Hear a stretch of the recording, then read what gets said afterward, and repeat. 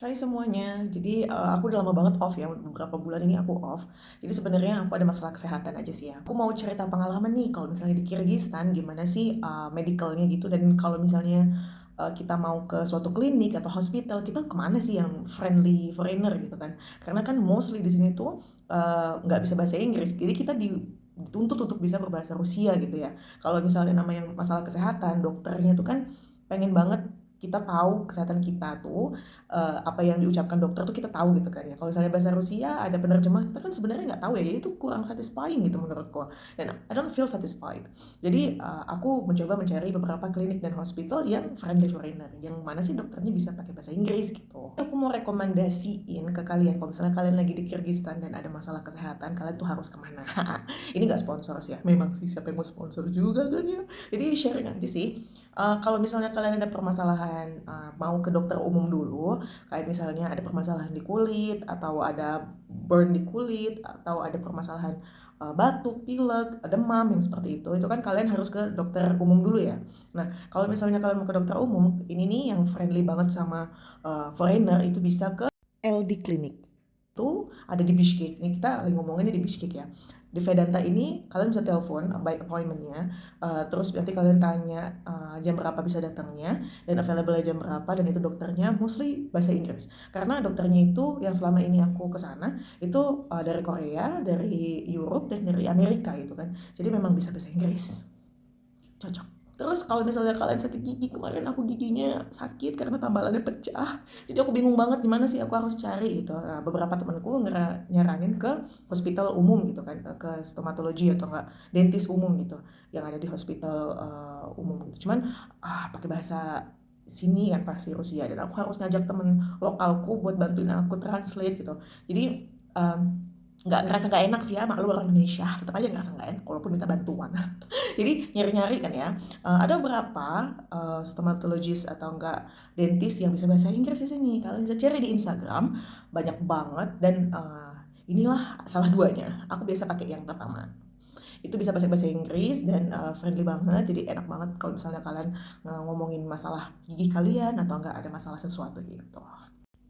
Terus yang ketiga, sebenarnya aku nggak expect bakal terjadi ini ya. Jadi kemarin itu waktu musim salju itu kan lagi uh, kencang-kencangnya salju, terus lagi lebat-lebatnya, terus lagi dingin-dinginnya. Jadi jalanan itu frozen gitu kan, dingin. Bukan cuma dingin, jalanan itu menges gitu ya. Nah, ketika jalan tuh es itu kan sangat licin walaupun kalian udah pakai sepatu yang proper gitu ya. Jadi kalian harus aware gitu kalau misalnya jalanan itu licin. Nah, kalau misalnya jalanan itu licin, terus ada salju baru baru turun, itu kan ketutup tuh ya. Jadi aku nggak aware. Kemarin aku jatuhnya itu cuma jalan doang jatuh. Padahal jalannya tuh dari tempat kerja ke rumah, dan itu cuma sekitar 10 menit kalau jalan kaki, nggak jauh gitu. Cuman aku kepleset di situ, dan tumpuan pertamaku adalah elbow.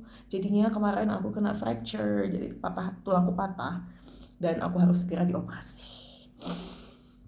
Kalian tahu kan, karena di sini aku nggak pakai asuransi kesehatan ya.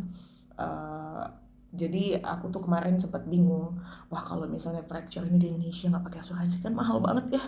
Jadi persiapan aja duit nih berapa nih, di luar negeri pula. Aduh, ini lagi ngambil di salah satu hospital swasta kan. Aku udah di Vedanta kemarin. Itu di sana direkomendasiin salah satu temanku yang di sini sedang menjalankan studinya gitu kan. Jadi aku ke sana, ternyata dokternya itu friendly banget bahasa Inggris, dan mereka itu sebenarnya university hospital gitu. Jadi mereka itu juga ada beberapa mahasiswa yang di sana praktek gitu, dan mostly itu international student. Jadi memang exposure yang mereka terhadap foreigner itu tinggi. Jadi mereka beberapa itu memang staffnya bisa bahasa Inggris, dan mostly dokternya bisa bahasa Inggris, which is very good for me. Jadi aku ke sana, memang bisa bahasa Inggris, dan aku ronsen segala macamnya. Besoknya aku langsung di assign buat operasi, dan aku stay di sana 2 hari. Dan aku dapat banyak banget pakai pen karena itu kena humerusku, dan beberapa patah tulang di ligamen juga kan ya. Jadinya yeah, it's quite tough actually, but well, I've been through it. dan aku sekarang sehat untungnya. Itu aku di operasi baru datang, besok paginya aku langsung operasi, dan langsung operasi karena itu urgent, jadi aku operasi langsung di siang hari. 1 hari 2 hari aku di sana, hari ketiga aku bisa pulang, dan aku rawat jalan setelah itu.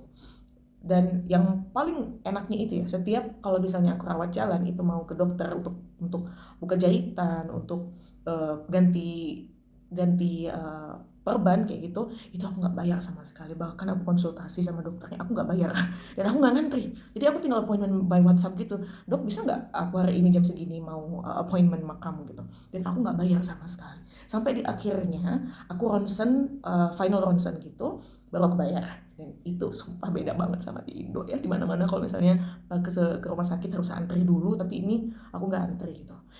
Dan itu yang aku lihat privilege-nya ya di sini. Dan itu juga bukan cuma aku, memang aku nungguin dokternya. Kadang kan kita nungguin dokter, habis dokternya operasi kita kan nggak tahu tuh jadwal dokter selesai operasi gimana. Kadang kan operasinya lebih cepat, kadang operasinya lebih lambat gitu ya. Cuman asik aja sih karena kitanya nggak harus ngantri yang panjang banget dan kita nggak harus bayar juga untuk konsultasi. Dan setelah itu aku disarankan ke fisioterapi. Fisioterapi di sini untuk sekali pertemuan, dan dokter itu bisa bahasa Inggris ya, satu kali sesi itu sekitar 1.400 som. Dan overall untuk operasi kemarin, kalian tahu nggak aku habisnya sekitar berapa untuk operasi biaya operasi, terus 2 hari di rumah sakit termasuk makan, dan juga itu sebenarnya satu ruangan ada 2 bed, cuman satu bednya itu nggak ada siapa-siapa, jadi temanku nemenin aku di sana dan tidur di sana gitu. Dan makan juga termasuk ya, dan obat-obatan segala macem, pen termasuk, itu cuman sekitar $900. $900. Kalau misalnya kita bandingin sama Indonesia mungkin agak beda sih ya. Mungkin ada yang pengalaman, boleh komen ya. Kalau misalnya kalian nggak pakai BPJS, berapa sih biaya kalian operasi untuk tulang, fracture tulang ya, bukan dislocation tapi benar-benar patah tulangnya gitu. Boleh coba. Dan kemarin aku udah angkat pen, ada beberapa pen yang temporary gitu. Jadi diangkat karena mempengaruhi gerak tanganku kan. Nah ini bukan yang patah satunya, makanya agak susah baru operasi kemarin. Jadi kemarin angkat tulang, aku kira tuh angkat tulang, angkat pen, jadi aku kira aku bakal capek banget, sakit banget kayak yang pertama, tapi ternyata habis aku melek sadar operasi itu 1 jamnya aku udah bisa jalan-jalan dan aku nggak merasa sakit pas malamnya. Dan memang biaya obat itu nggak termasuk, jadi kalau misalnya kita sudah rawat jalan gitu, dan kita dikasih resep obat ini kita beli sendiri, dan itu biasanya dikasih resepnya begini. Ini resep-resepnya ada di sini, which is very nice gitu ya. Jadi kita tinggal kasih ke apotek ya, tinggal lah selesai gitu. Dan untuk kemarin pun habisnya sekitar $200. Ada nggak ya sekitar 3 jutaan kamu operasi angkat pen di Indonesia? Mungkin ada, mungkin komen ya di bawah. Aku nggak pernah sih patah tulang Indonesia, ini baru pertama kali pengalaman patah tulangku, cuman aku sharing aja ke kalian. Kalau misalnya sesuatu terjadi kalau misalnya kalian ke Kyrgyzstan ada masalah kesehatan, ini boleh nih kalian jadikan referensiku ini jadi salah satu referensi kalian juga gitu kan, kalau misalnya kalian ternyata punya permasalahan yang sama dengan aku. Gitu aja sih ya. Kalau misalnya ada pertanyaan diskusi boleh dong komen, jadi kita boleh sharing-sharing. Jadi segitu aja ya untuk video kali ini, bye bye.